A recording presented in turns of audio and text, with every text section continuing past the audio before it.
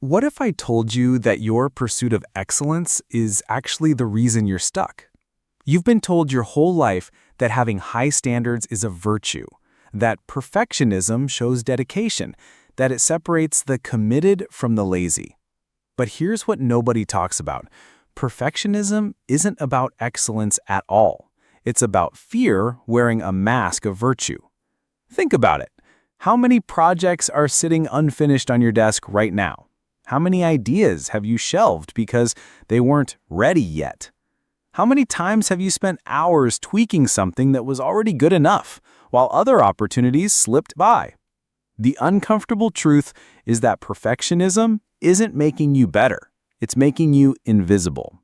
You see, there's a difference between striving for excellence and being trapped in perfectionism. Excellence moves you forward. Perfectionism keeps you polishing a key you'll never use. Most people don't realize they're stuck in what I call the perfectionism prison. They think they're being thorough, strategic, careful. But what's really happening is much more subtle and much more destructive. Here's the invisible error that's keeping you stagnant. You've confused preparation with progress. You've turned getting ready into a full-time job and actual doing into something that happens when everything's perfect. But here's what happens when you wait for perfect conditions. You develop what psychologists call analysis paralysis. Your brain, designed to protect you from risk, starts treating every imperfect action as a threat. So it keeps you in the research phase, the planning phase, the just need to fix this one thing phase. The irony? While you're perfecting your approach, someone else with a good enough plan is already 3 steps ahead of you. I learned this the hard way.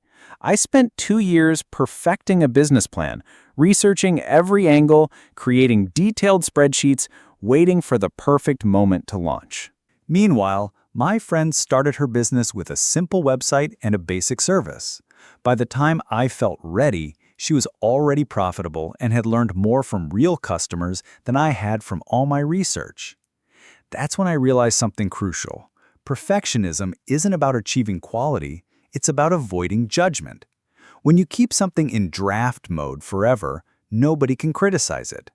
When you're always working on it, you never have to face the vulnerability of putting imperfect work into the world. Perfectionism is procrastination dressed up in a suit. But here's the part that might surprise you. The most successful people aren't perfectionists, they're iterators. James Clear, the author of Atomic Habits, talks about the difference between systems and goals. Goals are about the outcome you want. Systems are about the process that leads to that outcome. Perfectionists focus on the goal, the flawless end result. Iterators focus on the system, the process of consistent improvement. Here's the first technique that can free you from this prison, the 80-20 release rule. This comes from the Pareto principle, which shows that 80% of results come from 20% of efforts. But here's how to apply it to perfectionism. When your work is 80% of what you envisioned, ship it. Release it, share it, use it. Why? Because that last 20% of perfection often takes 80% of your time and energy. And while you're perfecting, you're not progressing. Think of it this way. A good plan executed today beats a perfect plan executed next month. Because next month, you'll have learned things that make today's perfect plan obsolete anyway. The second technique is what I call publishing before you're ready.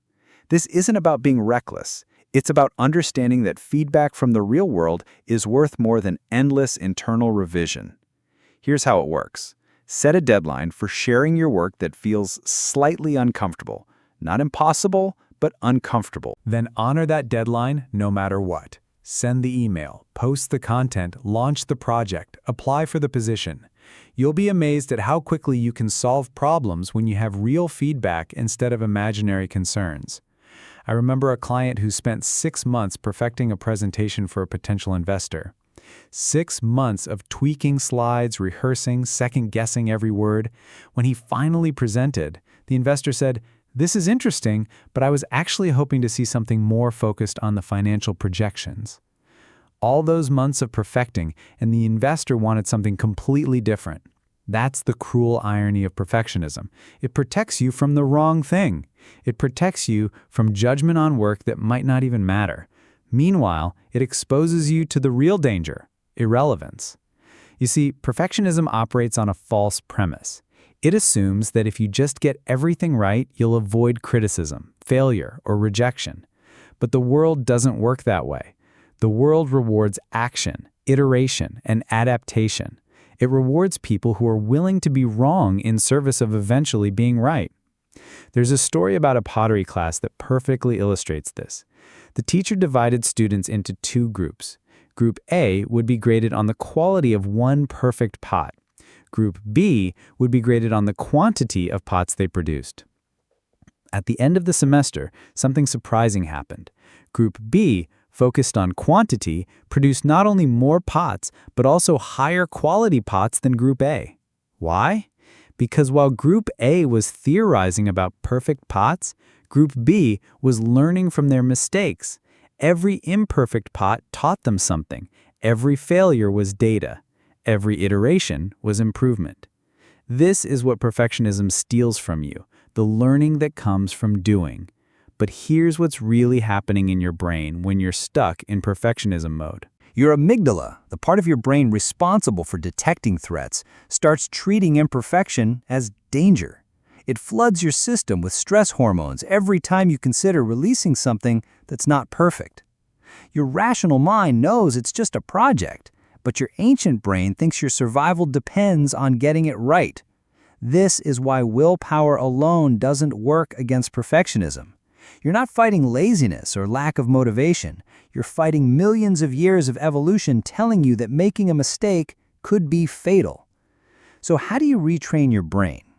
Through what psychologists call exposure therapy. You deliberately expose yourself to small amounts of imperfection until your brain learns that it's safe. Here's a practical exercise. Choose something low stakes that you've been perfecting. Maybe it's an email you've been drafting for days, or a social media post you keep editing, or a room you've been meaning to organize. Set a timer for 15 minutes. When the timer goes off, you're done, no exceptions. Then hit send, post it, or call it finished. Notice what happens in your body. You'll probably feel a spike of anxiety. That's normal. That's your brain learning that imperfection isn't dangerous. The goal isn't to do bad work. The goal is to do good enough work consistently so you can learn what actually matters. Marcus Aurelius, the Roman emperor and philosopher, wrote something that changed how I think about this. You have power over your mind, not outside events. Realize this, and you will find strength. The outside event is other people's judgment of your work. You can't control that, but you can control whether you let the fear of that judgment paralyze you. Here's what I want you to consider. What if your perfectionism isn't protecting your reputation? What if it's destroying it? Because while you're perfecting in private, others are progressing in public. While you're preparing to impress, they're already making an impact. The most successful people I know have one thing in common. They're comfortable being temporarily wrong in service of eventually being right. They understand that feedback is faster than research, that real problems are more valuable than imaginary ones, and that done is better than perfect. Think about the last time you consumed content, bought a product, or hired someone. Did you choose them because they were perfect, or did you choose them because they were available, helpful, and good enough when you needed them? Your audience, your customers, your boss, they're not waiting for your perfect work. They're waiting for your useful work. And useful work is almost always imperfect work that solves a real problem. So, here's my challenge for you. Identify one thing you've been perfecting and commit to sharing it within the next 48 hours. Not because it's perfect, but because it's valuable. Not because you're ready, but because someone needs it now. Remember, perfectionism is like polishing a key you never use. All that shine means nothing if the key stays in your pocket.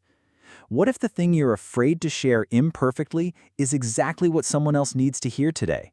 What if your good enough is someone else's breakthrough? Your progress isn't waiting for your permission to be perfect. It's waiting for your courage to be real.